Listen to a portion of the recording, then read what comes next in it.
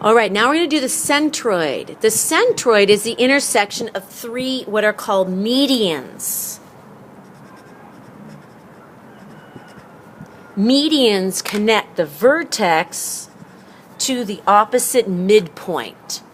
And the intersection of all three medians is called the centroid. So first we're going to go through the process of constructing perpendicular bisectors of all three sides to find the midpoints. So you've done this before, but you don't have to draw the whole perpendicular bisector. So anchor your endpoint just past the middle, very light arc, but this time don't draw the entire perpendicular bisector, just line it up, okay, and put a tiny little tick mark on where that middle is. So just line up those points of intersection there and there and just put a tiny little tick mark. Don't draw it all the way across, like that. That's your midpoint. Okay, so I'm going to do hatch marks around it, and we want our first midpoint there of PQ to be E, so that's going to be midpoint E. Now we're going to do QR, so plant there on R, just past the middle, sweep, swing it around, sweep the other side. See those points of intersection here and here? Line those up. Okay? Find that middle and just put the little tick mark there. Don't draw it all the way across this time. That's another midpoint. So I'm going to do double hatch marks now, and that's going to be point F.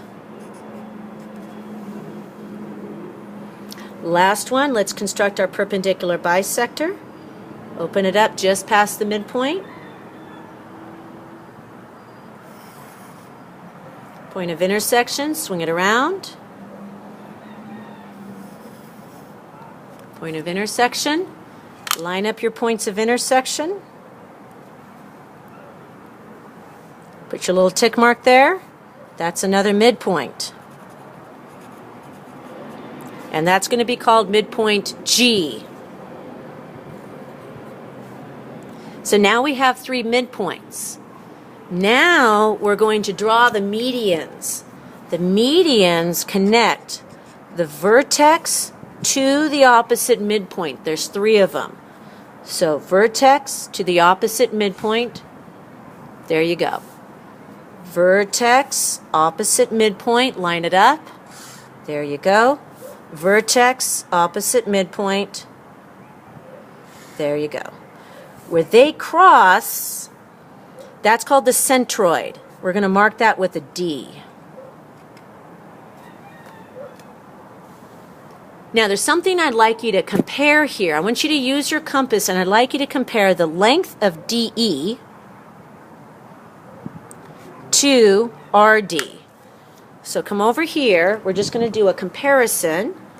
So set your compass at ED, or DE here.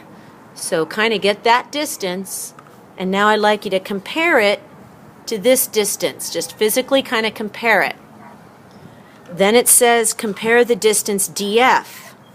So choke it up, DF, and compare that distance over here with the compass. Last, it says compare DG. Get that distance and compare it over here. I'd like you to write down, do that physical comparison and write down what you notice. This centroid has another name. At the end of class, we're going to do another activity that's going to explain what that other name is.